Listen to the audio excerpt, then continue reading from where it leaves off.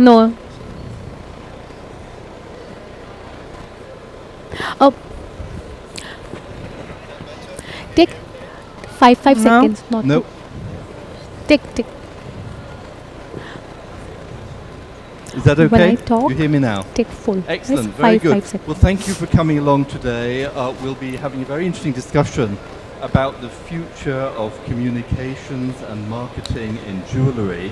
And I'm delighted to have with me two very distinguished content creators with very large followings on social media. I'm going to just ask each of them to briefly introduce themselves, starting with Renu. Yeah. Hi, everybody. My name is Renu, and I have my social media handle, The Diamond Talk. I'm a fourth generation gems and jewelry enthusiast.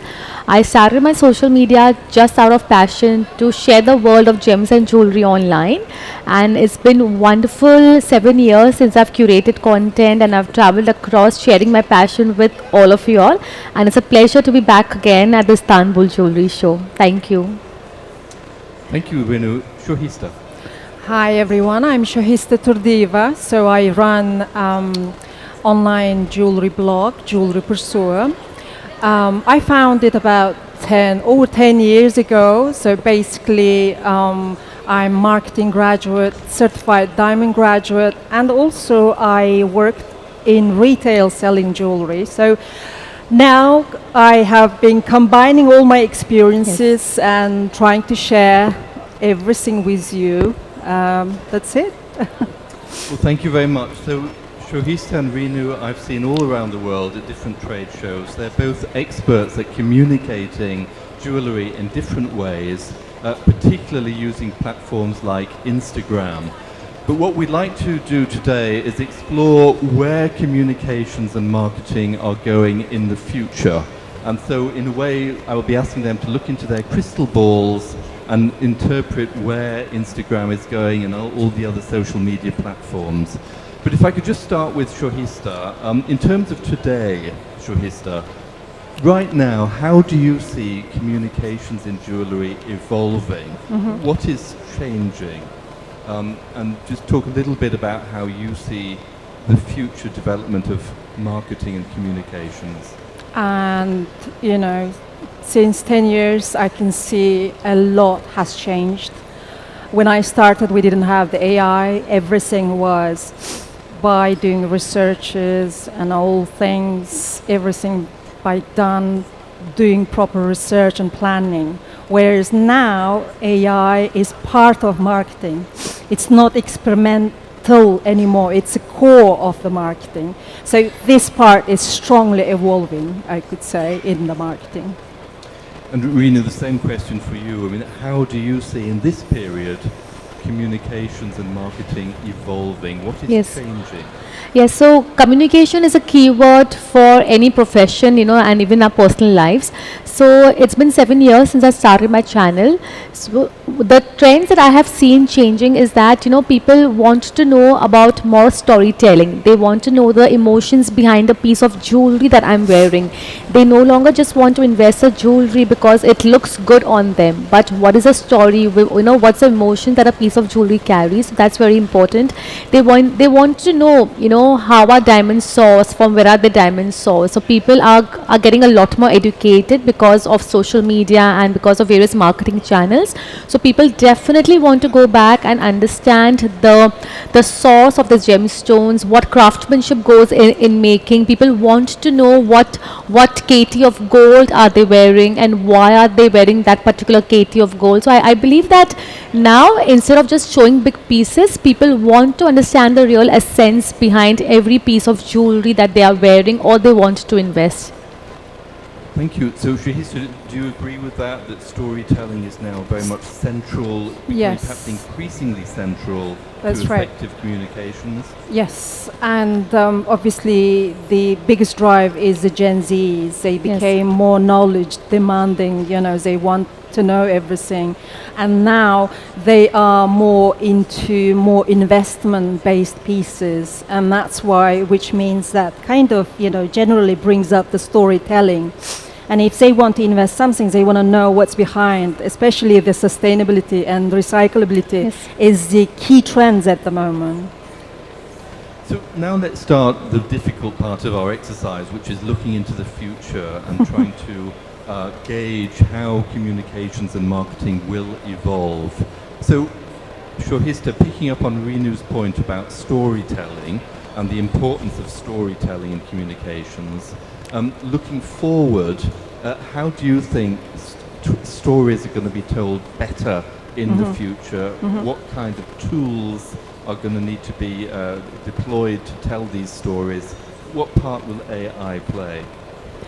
I mean, social media will be heavy in terms of spreading all these stories. But looking into jewelry is the biggest in terms of clothing. It's 4 times higher. The demand for jewelry. So which means obviously, you know, the AI-driven social media, for example, every one of them will be commerce-faced. And they all will have a virtual try-ons where the Gen Zs or clients, whoever, just can literally go on and then just check in and try it on virtually just to be able to decide that, makes that final decision. So, Renu, can you expand on that in your view? I mean, how will AI more effectively allow the telling of stories? Yes, so AI of course has been great impactful, you know, because of the kind of videos AI has been generating, the kind of content they have been curating. But what AI lacks is a personal touch, you know, which we as content creators, when we go out there, see a piece of jewelry, try on a piece of jewelry, is what we share, is something an AI cannot share. So I believe that the major role for AI is to bring a consumer to a retail store.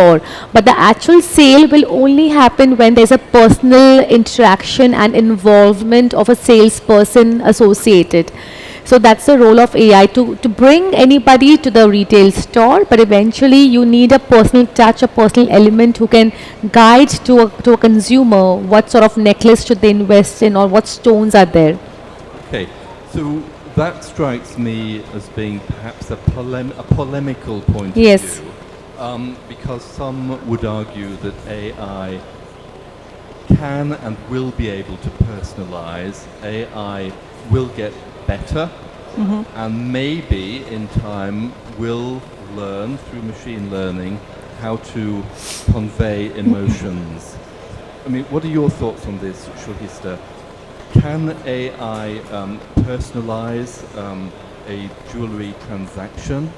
And also in the retail store going forward, are we going to see AI effectively running retail, you know, that human sales assistants may diminish in number and there may be AI bots operating in retail at jewelry level? I mean, in big stores, big consumer-faced stores, for example, Balmain or big stores, they are already using it. The customer services completely now have been replaced.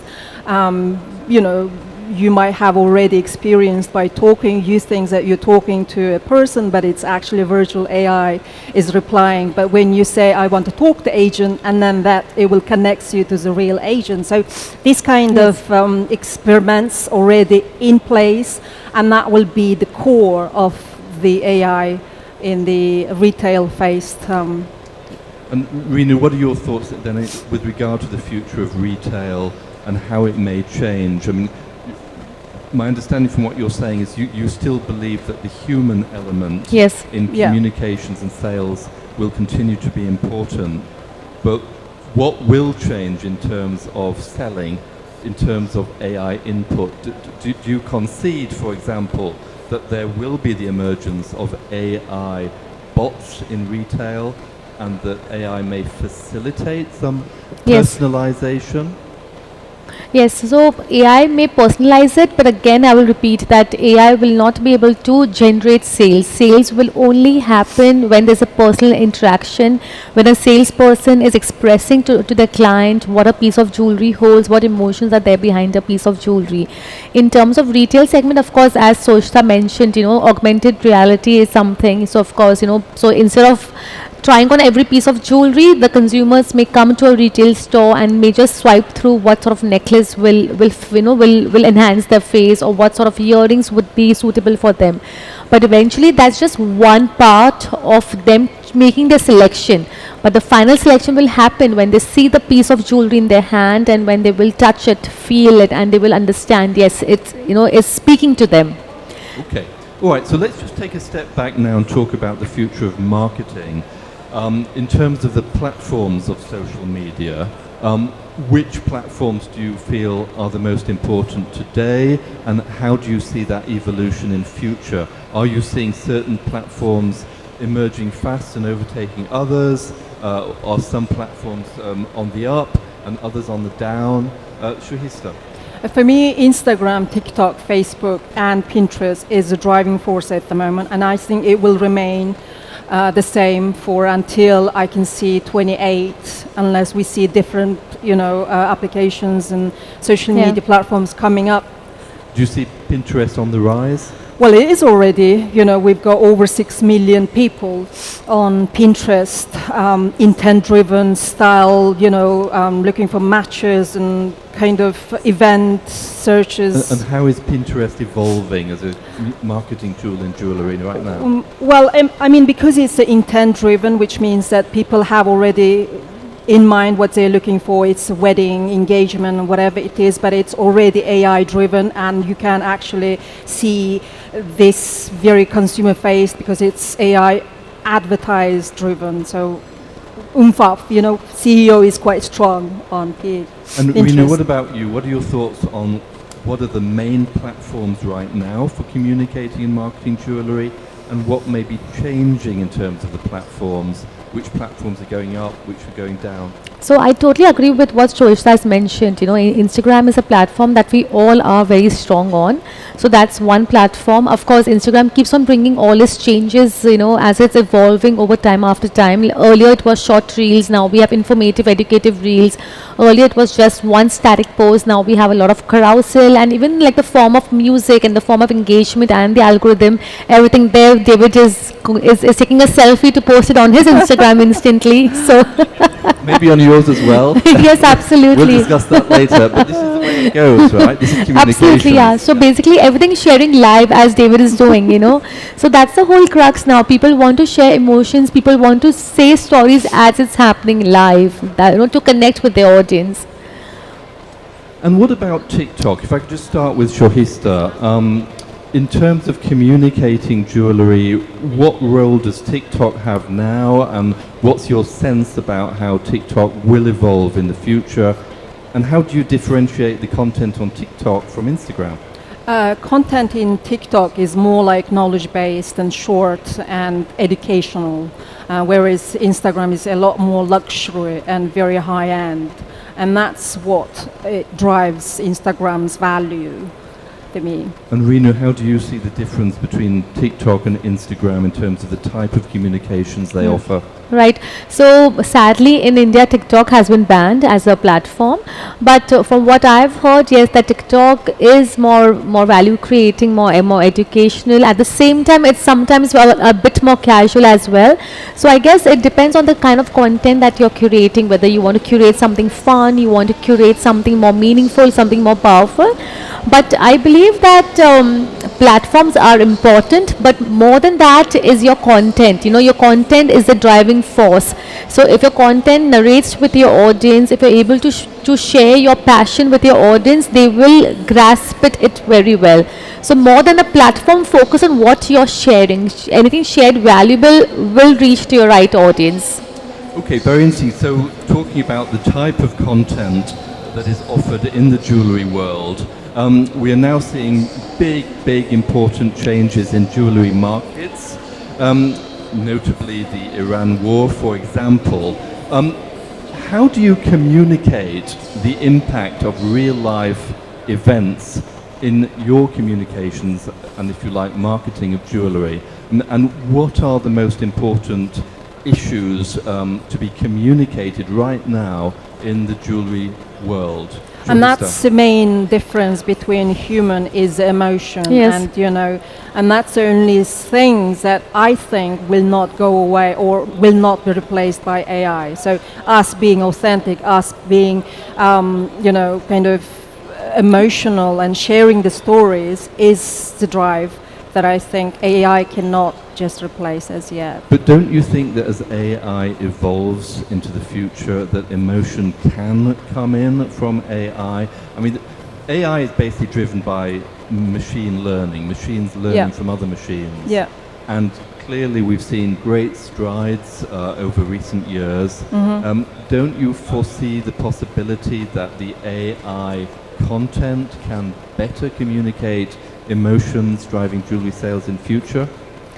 I don't think so. I mean, if it does, then it's a little risky, I would say. You know, if AI just kind of replace our emotions as well, that's actually scary to me. So I think us having these skills as a humans is maybe why we're humans.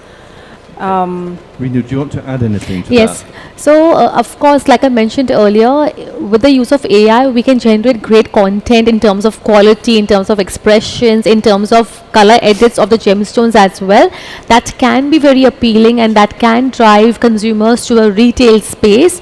But eventually, an AI cannot be there at a jewelry show like we all three are there trying to capture something which is very unique, trying to share a story of the craftsmanship, and AI cannot do that. And AI will only execute what is fed onto it.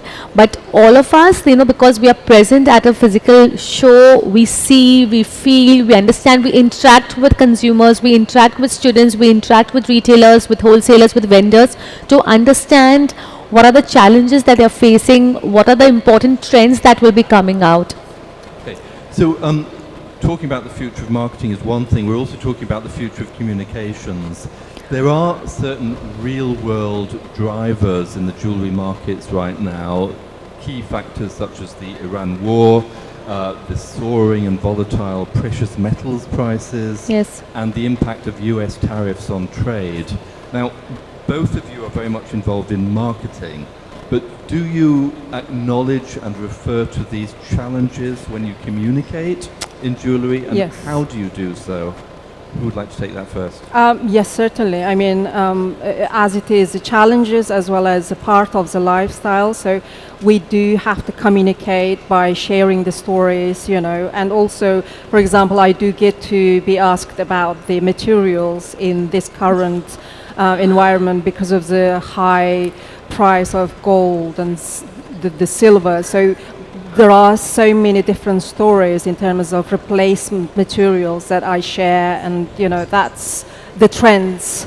So Renu, can one then take real-world market drivers like soaring and volatile precious metals prices and take that information and turn it into the most effective marketing tool by maybe giving advice on different uses of different types of materials and Yes. designs? Yes, so because of the rise of metals and rise of gold prices, you know, we've seen that many manufacturers have shifted from 22 karat gold to 18 karat to 14 karat. Some have also started manufacturing 6 karat and like very low karat of gold just to keep the price point very economical and just to keep the price point so everybody can afford it. But of course, eventually it's a very personal choice that whether you want to invest into like a 14 karat gold jewelry or you yet believe in spending a lot of money on gold, because gold is considered as a big investment. So you know whether you're buying a 24 karat, the money is there as a good investment with you. So again, especially back in India, which is a great powerhouse of jewelry manufacturing, we have a lot of manufacturers who are making 14 karat gold jewelry, and believe me, the sales are amazing when it comes to 14 karat. 14 karat. 14, yes. 14, yes. 14, yes. But again, you know, it's a very personal choice what kind of quality, what kind of style of jewelry you want to wear, because I personally feel that jewelry is something which you wear because you like it on you, and not because it's a trend factor. Trends may come and go, but what you purchase now will always stay with you. So Renu, if you have these very strong market drivers like soaring and volatile precious metals prices, and then figuring out how to respond to that, to help businesses stay successful. Do you feel that part of the role of a content creator like yourself Yes. is actually an education of the trade globally Yes. in terms of how they should be looking Yes. to respond to some of these challenges? Yes. Yes, absolutely. And also because, since all of us travel to a lot of jewelry fair, so whatever we share from the fair is a very valuable piece of information, not just for the manufacturers, but for wholesalers, for designers, for students, for retailers. Because based on what we are sharing as to what is trending, what may be trending is what these manufacturers, put their casting into production. So it's very important for us to share the right kind of information with the audience, because ours is a global platform. So, Renu, something like, again, the impact of soaring gold prices. I mean, at this show, at the Istanbul show, one has seen in the last 2 or 3 years more offer of electroformed Yes. gold jewellery. Is this the kind of message that you would be looking to communicate? In other words, taking the impact of the soaring gold price and just finding solutions to offer to in the trade that are at accessible prices? Yes, so electroforming is something which has been there for a very long time, but it may not be that popular back when gold wasn't so expensive. But now, because gold is so expensive and people want to invest in heavy looking gold jewelry, that's when people are realizing that it's a smart investment for them to purchase something which is made of electroformed jewelry, because it looks very voluminous, but in the price point it's very economical. So, Shohista, I mean, for you, you're both high trade and consumer facing, is that correct? Yep. In terms of Jewellery Pursuer. So, do you also try and interpret the markets in a way to try and educate the trade how to respond to big changes? Like, for example, again, soaring precious metals prices in some pieces of jewellery, would that make even laboratory-grown diamond jewellery an option to be incorporated into a jewellery piece instead of natural diamonds in some cases, in order to allow a piece of jewellery to have ultimately an accessible price point? Is that something that you would look to communicate, or just in more general terms, less weight in metal and perhaps more weight in colour gems, when in order to create, if you like, a realistic solution for the trade? Would you communicate these points? Yes, I think obviously, also cultural demand is also something that I should point out. For example, in America, we are seeing the high demand for lab-grown diamond jewelry, and that means I could stick to that point, whereas the weight of the gold is less than the gemstones, so... And it's something you would communicate? That's right, yeah. Okay. All right, so let's look a little bit further into the future in terms of the general communicating and marketing of jewellery. And I don't know if any of you saw Shohista's reel earlier today, which was kind of a comical reel looking forward and promoting this talk, but we did refer to the likely future impact of AI models and AI influencers. And what I'm already seeing on Instagram is a greater profusion of AI models, for example. And I've checked with the wholesalers and manufacturers in certain cases that they are indeed using AI models to market jewellery. And these are sort of like perfect specimens of beauty, very realistically showcasing fabulous pieces of jewellery. So I'd just like to ask a sort of a big brush question first. Shohista, firstly, have you seen a greater emergence of AI models and content creators on Instagram already? And where do you think this is all going? I mean, obviously, I have seen it, yes. It is, I could say, it's a lot cost-effective in terms of allows designers to be a little flexible, and it's risk-free. And, it kind of makes your contents more creative, and also for designers it could kind of bring more kind of ideas. For example, let's say a designer wants to give a description to a product, so AI could bring so many different options, to choose from. So does the AI model, so I could say it's a risk-free. So as a business model, using an AI model or content creator obviously reduces the cost to the business. Yes. Because it's really very inexpensive to use an AI model. It's a matter of a few pence if you use the right software programs. And that will obviously help businesses in terms of their bottom line, That's right. their profitability. Yeah. So do you think at the moment, in the phase that we're in at present, it's more a question of trying to cut costs, create a coherent marketing proposition in terms of communicating That's right. jewellery at a wholesale level? And what about you, Renu? What do you think about this emergence of AI content creators, AI models? Is it happening much in India? Yes. What's driving it and where's it going? So basically, it's just hopping on to the trend because everybody has been talking about AI models and AI generated content. So people want to try something different, and I guess that's what the calling of the hour is, because because that's what Instagram algorithm are also pushing. So I guess people just like to try on different avenues of marketing. Earlier it was, like I mentioned, was static posts, then came to short films, then came to trending reels, and now it's the AI. So I guess it's a phase of AI. So let's enjoy the phase of AI, but eventually it'll all fizzle down because people will want to understand the real story. People will want to feel the piece of jewelry, hold the piece of jewelry to understand, what emotions it carries. But will it really fizzle down? I mean, surely AI is going to get better, more efficient, faster. The imagery is going to be further enhanced. It's presumably a tool that can benefit communications and marketing in future at a much lower cost Yes. than a human content creator. So where is it all going? I mean, to put it bluntly, are your jobs threatened by AI content creators and models going forward? Yes or no? Shohista?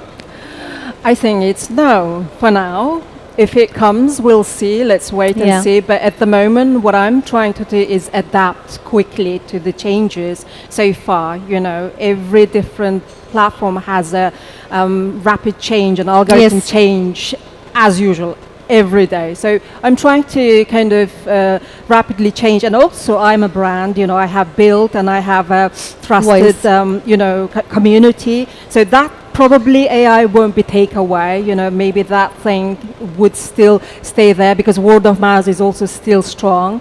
Yeah. Hopefully. So, Renu, what then will be the key differentiation in the future between a human content creator communicating and marketing jewellery and a potentially even more sophisticated AI content creator communicating and marketing jewellery? How do you survive? And how do you indeed flourish going forward as a human content creator? So it's a time of bringing new revolutions now because of AI's new trend way of presenting jewelry. We also need to adapt to certain changes, in the way of maybe our hook line. Like earlier, there was no hook line when we curate a content, but now we need to think of a hook first. What hook should my video have? Because only then your video will get viral. So I guess, it's a way of balancing it off, and it's a way of learning from the AI segment also. How can we better our content creation through AI?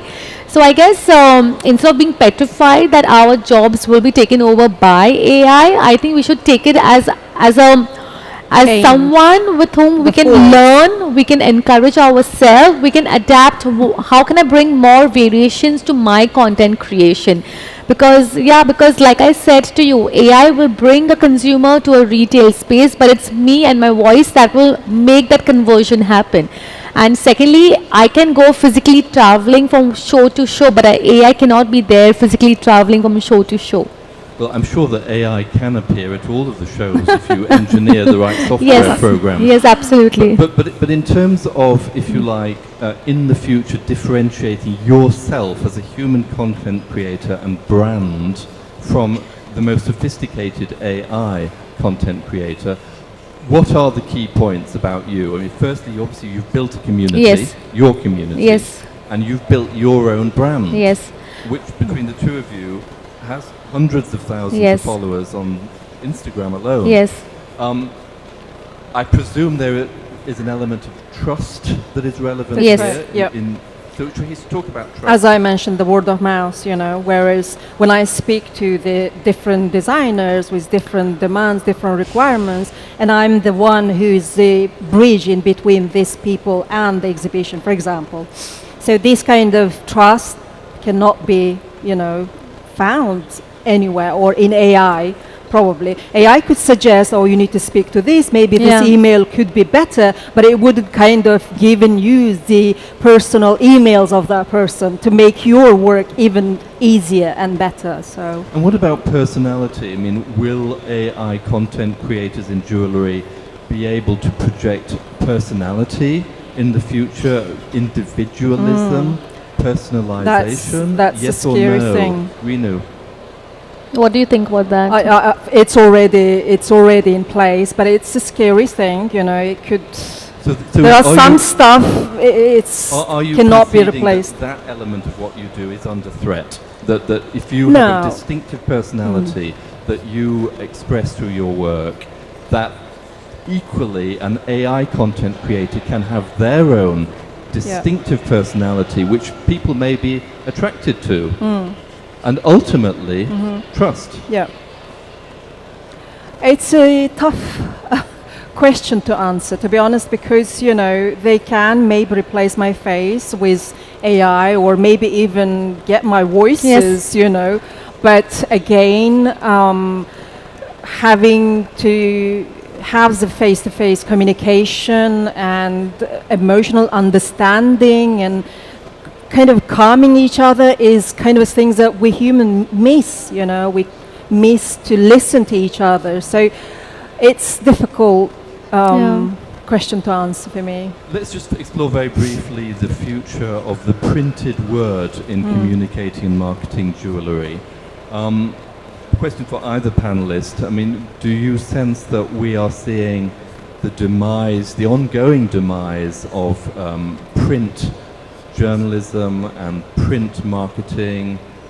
And what about emerging platforms like Substack, which allow freelance journalists to express their own voice in writing about jewellery? I mean, what are your thoughts about essays, printed communication, articles? In my opinion, I think that's a great help for the writers because it helps the designer from repetitiveness or plagiarism, and AI is a good platform for that, and be able to suggest you different options, different opinions. It's, I think, on the top, I think, for me.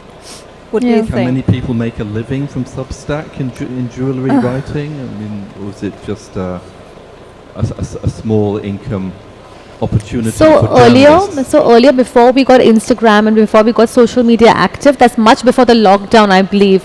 That's when journalism, print media was one of the most important ways of learning and exchanging information.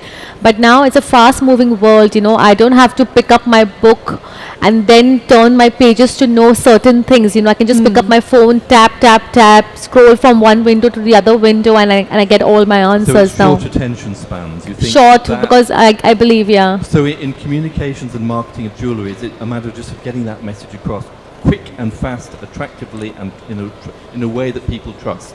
Yes, it's quick. It needs to be substantial, information which has some substance in it, which is value creating.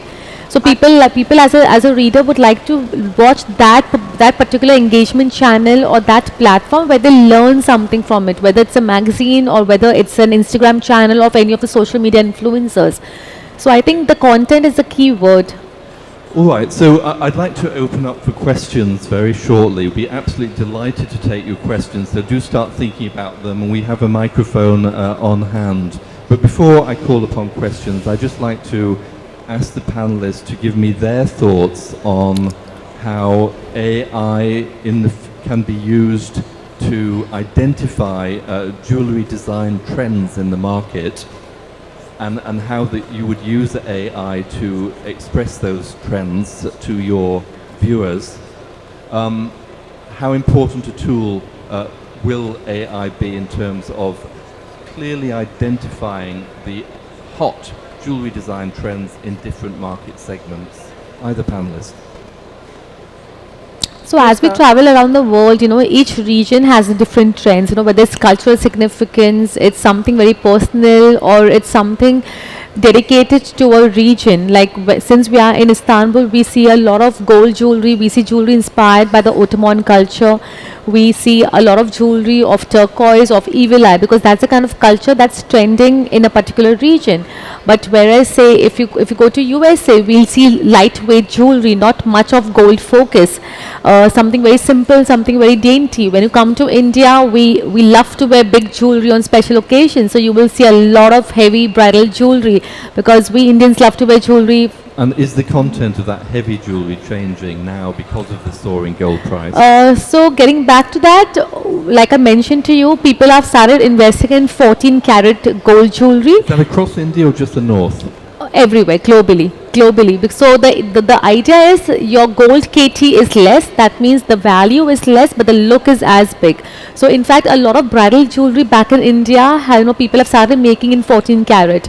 And I myself have seen a lot of manufacturers in India making 14 karat jewelry, and believe me, it's harsh to say whether it's 14 karat or it's 22 karat, but the weight is just feather lightweight. So that's a plus point. And if the gold price rally, which lately halted because there was a sell-off in March, big sell-off, if it were to pick up going forward into the, say, medium term, perhaps driven by geopolitical uncertainties and safe haven buying, do you foresee a possibility that in India the caratages could fall even below 14? Well, people have started making jewelry in 8 karat also in India. So, people are venturing. But again, with the 8 karat, it's going to be like a very soft piece of jewelry, it'll bend break. So it all depends what type of jewelry are you making, whether it's just something lightweight, whether it's for an important occasion. So I see eventually jewelry is something people buy for investment purpose also, and especially when it comes to gold jewelry. So you rather invest in something wisely which will be added and will be appreciated down the line. Okay, so I'll just ask Shohista one last question on predicting jewellery design trends before we open up to the floor. So please have your questions ready. Shohista, do you use AI yourself? Do you ask ChatGPT to identify jewellery design trends? Or do you just tend to pick them up yourself from your own travels and follow your own instinct? I do use both of it, but mainly whenever I travel, I see different trends, and whenever I join different classes, and obviously the Wiginzaro is one of the best one for that, where they do talk about the trends. ChatGPT is also good to get an idea, but for me, most important is that the designer should have a story to create. If she has a piece, a jewelry, it has to be, it has to present the culture or the story. That's, for me, is important. Otherwise, jewelry is just beautiful, isn't it? Yeah. So. Okay, very good. So, do we have questions from the floor? Any questions out there? Oh yes, we do. Excellent. Could we please move the microphone to the back on the left side? And sir, if you could please identify yourself as you ask your question. Thank you. Hello, I'm Amr from Egypt. I was just thinking, can we start eventually to see high jewelry made from 14 karat? So, if I heard it correctly, could we potentially see high jewellery made from 14 karat? 14 karat.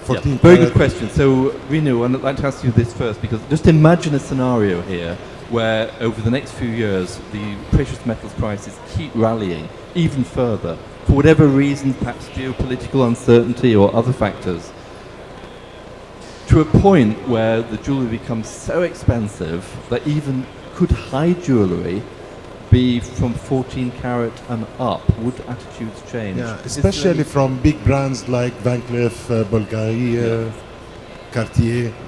Is there see any such a of them sea doing? change? That's a 14 very carats? interesting question.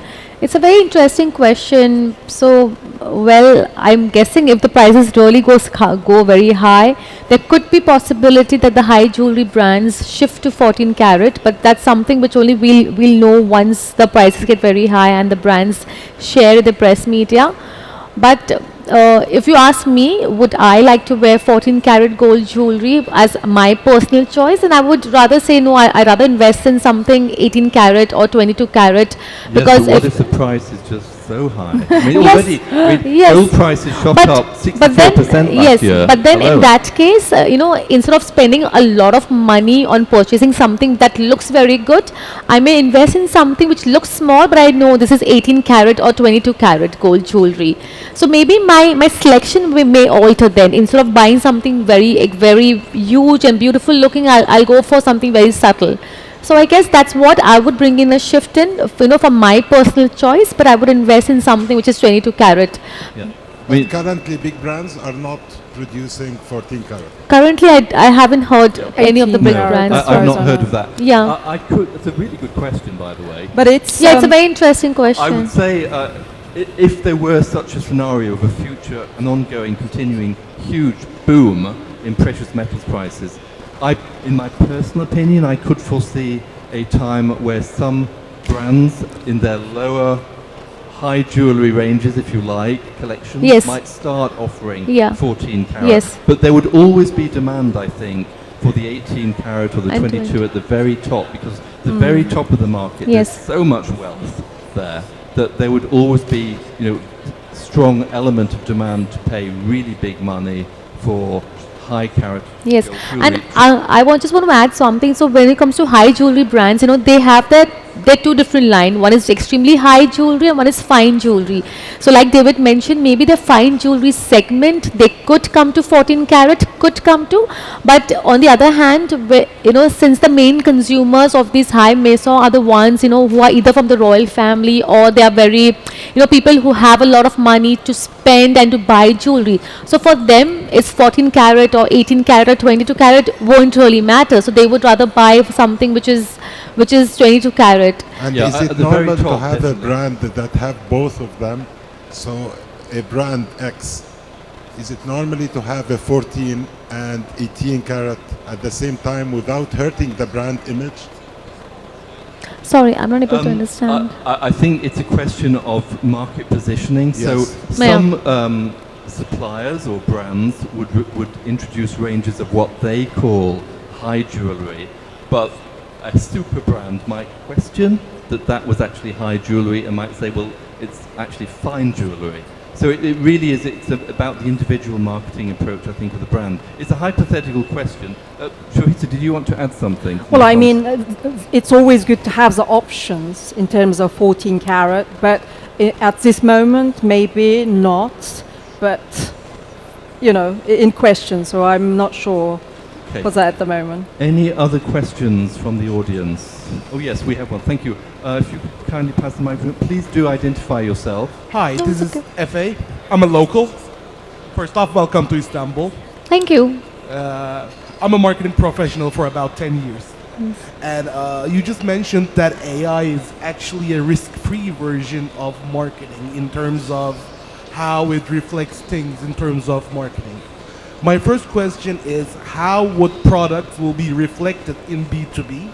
And B, how would marketing teams would adapt to AI? Sorry, could you repeat those questions? I didn't hear them. I'm sorry. Yeah. Please repeat just Yeah, the I'm sorry. questions. First question. First off, it's much easier to identify a product for B2C because most consumers are not B2B. professionals to understand the particular product. So how would you manage the usage of AI for B2B because they are likely to understand whether a product is authenticated or not on physical?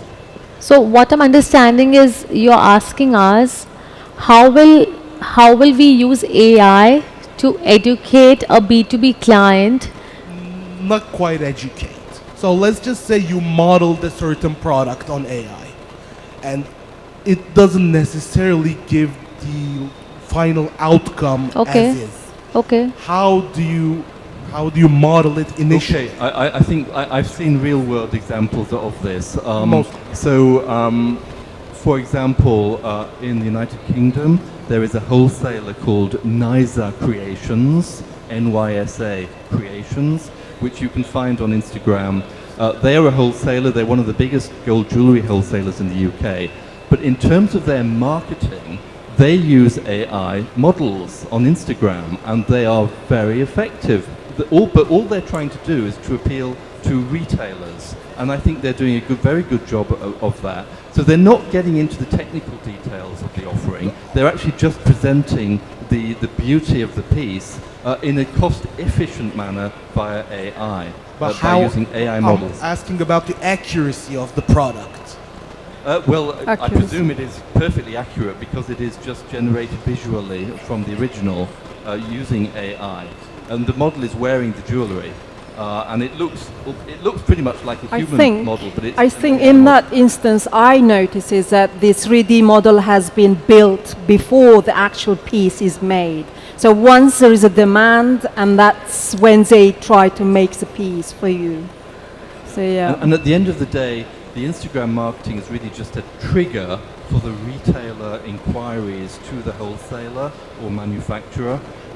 And again, like in any marketing, they want to create an attractive front, an attractive visual product. So what I'm seeing in the United Kingdom increasingly now is wholesalers and manufacturers using Instagram and using AI models on Instagram posts to appeal to retailers.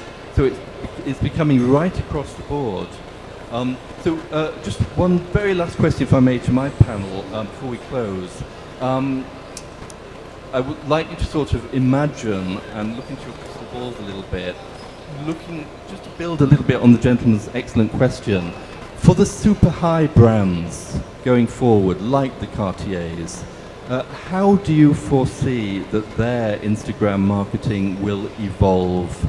I mean, already Cartier, for example, on Instagram, they use the panther, AI panthers, interspersed with jewellery, reassuring symbols of the past. I mean, how do you think the super elite marketing of high jewellery will evolve on the social media platforms going forward? What changes may we see? Any panelists? Well, again, AI models could take over. So we have already seen, I have already said, Balenciaga is one of them already using it in their jewelry modeling or in their clothing. So it is already, it is the core. As I said, AI is not experiment anymore.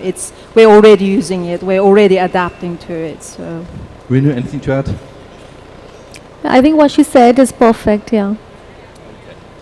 Well, thank you so much, everybody, for coming along. It's been a very great discussion. Thank you for coming here today. Thank you. Thank you so much. Thank you.